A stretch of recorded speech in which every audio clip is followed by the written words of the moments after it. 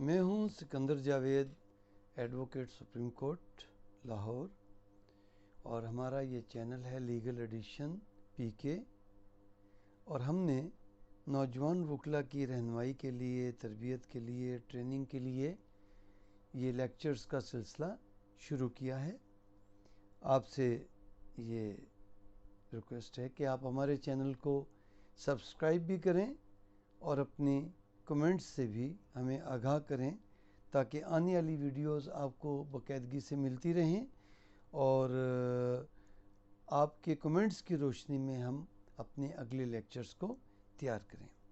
بہت سے نوجوان وکلا کا یہ ایک اصرار تھا کہ FIR کیسے درج ہوتی ہے اور FIR کے انگریڈینٹس یا اس کے ضروری لوازمات یا اس میں کن کن باتوں کا خیال رکھنا چاہیے۔ المیہ یہ ہے کہ پاکستان میں یا جو تھرڈ ورلڈ کنٹریز ہیں وہاں پر جو FIR کا بیسک پرپس ہے وہ پورا نہیں ہوتا۔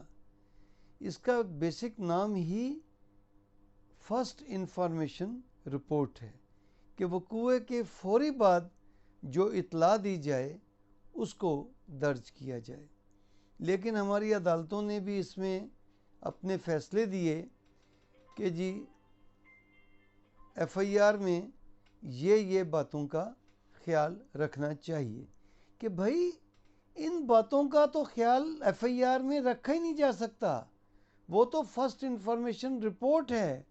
یہ باقی کی ڈیٹیلز تو سپلیمنٹری اسٹیٹمنٹ یا تتیمہ بیان کے ذریعے آئیں گی یا تفتیشی افسر نے بعد میں رکھنی ہے۔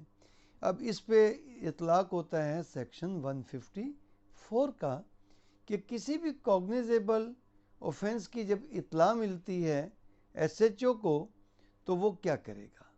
تو وہاں پر یہ نہیں لکھا کہ اس میں تمام ڈیٹیل ہونی چاہیے وقوع کی، نہیں، وہ یہ کہتے ہیں کہ commission of a cognizable offence, the information of a cognizable offence if received at police station، تو اس کو فوری طور پر ایک رجسٹر جو کہ تھانے میں رکھا گیا ہے اس میں اس وقوع کا یا اس اطلاع کا اندراج کیا جائے۔ اطلاع کا اندراج کرنا ہے، وقوع کی ڈیٹیل تو تفتیش میں پتہ چلے گی، لیکن اب وہ کیا کہتے ہیں، کیونکہ اعلیٰ عدالتوں نے کہہ دیا کہ جی فرسٹ انفارمیشن رپورٹ میں گواہوں کے نام نہیں ہیں، ضربات کی نوعیت نہیں ہے، تو اس لیے جو ہے وہ FIR کی ویلیو نہیں ہے، تو پھر وقت کے ساتھ لوگ سیانے ہوتے چلے گئے، تو لوگوں نے پھر فرسٹ انفارمیشن رپورٹ کی بجائے اس کو پورا ایک استغاثے کی شکل میں پولیس کو دینا شروع کر دیا کہ اس میں تمام وقوع کی تفصیلات درج کرنی شروع کر دی۔ تو جب ہم اس بات کو مد نظر رکھیں گے تو FIR کے جو اہم جو باتیں ہیں وہ ہم آج ڈسکس کریں گے۔ سب سے پہلے تو یہ کہ پولیس رولز کے مطابق FIR کا ایک رجسٹرڈ تھانے میں رکھا ہوتا ہے، اور وہ رجسٹرڈ کبھی ضائع نہیں ہوتا، فار ایور اس کو سیو کیا جاتا ہے۔ یہ وہ ریکارڈ ہے جو ساری عمر جو ہے وہ ہمیشہ کے لیے محفوظ رکھا جاتا ہے۔ اسی لیے لوگ FIR لکھ کروا کے، اور اگر دوسری ملزمان پارٹی تکڑی ہو، خاموش ہو جاتے ہیں، اور پھر جب ان کا وقت آتا ہے وہ کمزور ہوتے ہیں تو پھر اس کی بڑی مشہور مثال ہے ذوالفقار علی بھٹو کیس کی، کہ وہ جب وزیر اعظم تھے تو ان کی اس دور میں ان کے خلاف جو ہے وہ قتل کا، قصوری صاحب کے قتل کا کیس کرایا گیا، اور ان کے وزیر اعظم ہوتے ہوئے تو اس FIR پہ کوئی کارروائی نہیں ہوئی، کوئی تفتیش نہیں ہوئی۔ جیسے ہی وہ وزارت عظمیٰ سے ہٹے تو پھر ان کے خلاف وہ کیس بنایا گیا، وہ چلان ہوا، اور اس کیس میں ان کو سزائے موت ہوئی۔ گو کہ اس کا میرٹ اس کو عدالتیں نہیں مانتی کہ وہ جوڈیشل مرڈر تھا، لیکن میرے کہنے کا مقصد اور ہے، ابھی ہم اس پہلو کو نہیں ٹچ کرتے۔ اچھا، اب اس میں ایک سب سے اوپر جو ہے وہ ایک خانہ ہوتا ہے کہ FIR کا نمبر کیا ہے۔ یہ نمبر فکس ہوتا ہے، جتنی اس میں پرتیں لگی ہوتی ہیں یہ آلریڈی پہلے سے نمبر لگا ہوا ہوتا ہے، یہ تبدیل نہیں ہو سکتا، یہ ہاتھ سے بھی نہیں لکھا جاتا۔ ہاں، کس تاریخ کو وقوع کا جو ہے وہ اندراج ہوا ہے، اور بعض اوقات تھانے کا نام بھی ہاتھ سے لکھا جاتا ہے. کیوں کہ ایف آئی آر تو پنجاب گورنمنٹ نے اکٹھی چھاپنی ہے، تو اس لیے. اور اس کے بعد پھر جرائم کا خانہ ہوتا ہے، جو بھی رپورٹ کا خانہ ہوتا ہے کہ یہ تھانے میں رپورٹ کب ہوا ہے. پھر ایف آئی آر کے ٹاپ لیفٹ سائڈ پہ تاریخ و وقت وقوع لکھنا ہوتا ہے. تو مقدمہ نمبر ایف آئی آر کا، اور اس کے بعد آ جائے گا تھانے کا نام، اور اس کے بعد آ جائے گا کہ کس تاریخ کو اپنا وقوع کس تاریخ کا ہے اور وقت کیا ہے اس کا. پھر اس کے بعد کالم بنے ہوئے ہوتے ہیں. تو سب سے پہلا کالم ہوتا ہے تاریخ و وقت رپورٹ، تو اس میں تاریخ و وقت رپورٹ لکھی جاتی ہے. پھر اس کے بعد ایک خانہ ہوتا ہے اطلاع دہندے کا. تو اگر وہ اطلاع دہندہ پرائیویٹ بندہ ہے تو اس کا نام، ولدیت اور ایڈریس ہوگا، اور اگر وہ سرکاری بندہ ہے تو اس کا نام اور اس کا عہدہ ہوگا. اور اگر کوئی سرکاری نہیں، پولیس افسر نہیں، اگر کوئی کمپلیننٹ نہیں ہے تو پولیس افسر خود اس کا کمپلیننٹ ہوگا، اور تو اس پولیس افسر کا نام ہوگا. تو یہ بعض اوقات تحریری درخواست دیتے ہیں تھانے میں، اور وہ اس تحریری درخواست کا جتنا مواد ہوتا ہے اس کو ریپروڈیوس کر دیتے ہیں as it is F I R کے اندر. اور بعض اوقات یہ ہوتا ہے کہ درخواست نہیں دیتے، وہ بیان دیتا ہے، تو جیسے وہ بیان دیتا جاتا ہے تھانے کا جو محرر ہے وہ اسی طریقے سے اس کو لکھتا چلا جاتا ہے. اور اس کے پھر آخر میں لکھا ہوتا ہے کہ یہ جو بیان ہے یہ اس کو کمپلیننٹ کو پڑھ کے سنایا گیا اور اس نے سن کر درست تسلیم کیا. تو اس کے بعد جو اوپر کے کالم بنے ہوتے ہیں، اس کے بعد ایک اس سے نچلا کالم ہوتا ہے جس میں لکھا ہوتا ہے کہ جرم کی کیفیت اور دفعات کا نام.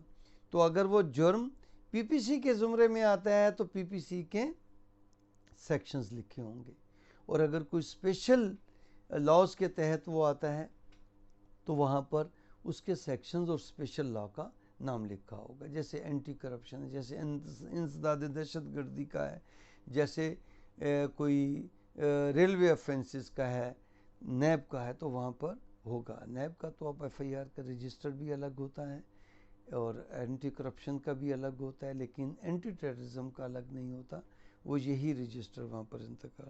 تو اگر تو پی پی سی کے بھی کچھ دفعات ہیں اور اسپیشل قانون کے بھی کچھ دفعات ہیں، تو دونوں دفعات لکھے ہوں گے اور لکھا ہوگا کہ یہ سیکشنز پی پی سی کے تحت ہیں، اور یہ جو سیکشنز ہیں جرائم ہیں یہ اسپیشل لا کے تحت ہیں. اس کے بعد پھر فاصلہ تھانے سے لکھا ہوتا ہے، اور اس کے نیچے پھر باڈی میں پورا وقوع ہوتا ہے، اور اس کے نیچے پھر پولیس کارروائی ہوتی ہے کہ وہ اس تفتیشی افسر نے یا محرر نے لکھنا ہوتا ہے کہ یہ اطلاع آئی تو اس کے بعد کیا کیا گیا، تھانے میں اس کی کارروائی کیا ہوئی. تو وہ کہتے ہیں کہ ہم نے اس بادی الزمر میں بادی النظر میں یہ جرائم کا ارتکاب پایا جاتا ہے، ہم نے یہ پرچہ درج کیا اور اس کی کاپی جو ہے وہ تفتیشی افسر کو روانہ کر دی. اب اس کے بعد کن باتوں کا عموماً اب ایسا ہوتا ہے کہ وقوع فوری طور پہ تو اطلاع نہیں، اور اگر فوری طور پہ اطلاع کر بھی دی جائے تو تھانے والے اپنے آپ کو اس بات سے بچانے کے لیے کہ بھائی یہ تو کمپلیننٹ نے ہمیں خود تحریری درخواست دی تھی، تو وہ اس کی درخواست خود لکھ لیتے ہیں، ایف آئی آر نہیں درج کرتے. اس میں کل کو پھر بہت سارے الزامات لگتے ہیں کہ جی ہم نے تو یہ بتایا تھا، محرر صاحب نے یہ نہیں لکھا. تو اس لیے اس کی طرف سے ایک درخواست لکھ لی جاتی ہے، اس کو کہتے ہیں استغاثہ یا درخواست عموماً، تو کیونکہ تحریری استغاثہ تو اس کا الگ چیپٹر ہے جو عدالت میں دائر کی جاتی، تو وہ اس کی طرف سے درخواست لکھتے ہیں. اب درخواست میں کن کن باتوں کا وہ خیال رکھنا چاہیے یا خیال رکھتے ہیں؟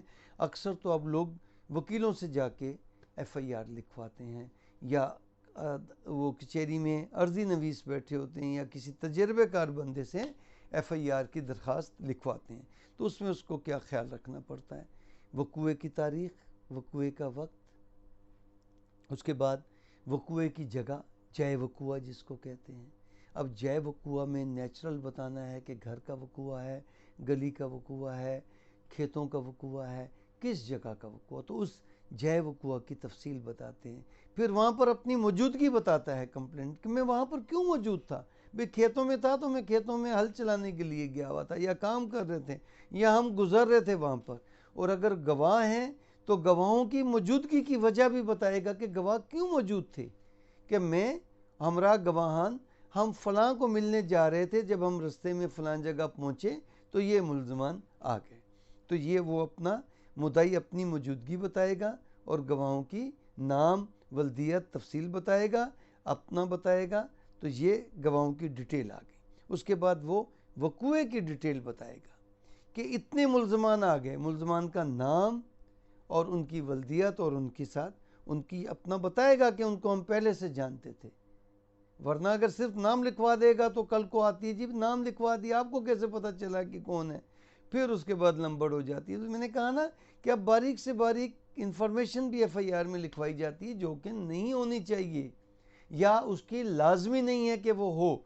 یہ ہو گیا. پھر اس کے بعد وقوعے کی اب تفصیل بھی ایسے دیکھیں گے جیسے آپ ویڈیو ریکارڈ کر رہے ہیں. کیسے ممکن ہے کہ ایک 10 بندے آئے ہیں، اس نے ایک کو 5 ضربیں ماری، اب مستغیث 6 بندے زخمی ہوئے ہیں، اب مستغیث 6 بندوں کو کیسے ایٹ اے ٹائم زخمی ہوتے ہوئے دیکھ سکتا ہے؟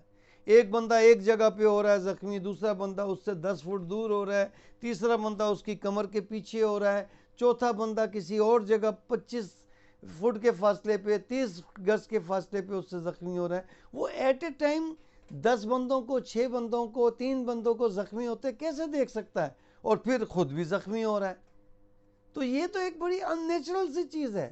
لیکن کیونکہ عدالتیں بتاتی ہیں کہ جی اس نے سینمیٹوگراف جو ہے وہ اس نے ڈیٹیل نہیں دی، تو وہ تو ممکن نہیں ہے. تو کچھ عدالتیں اس چیز کو غلط سمجھتی ہیں کہ ایک بندہ اتنی ڈیٹیل سے کیسے وقوعہ دیکھ سکتا ہے کہ ایک ایک ضرب بتا رہا ہے، جبکہ 50 ضربیں مختلف لوگوں کو لگی ہیں، تو وہ 50 ضربیں کیسے آبزرو کر رہا ہے اور خود بھی زخمی بیٹھا ہوا ہے. لیکن لکھوانی بتیں کہ اتنے ملزمان آئے اور وہ فلاں جانب سے آئے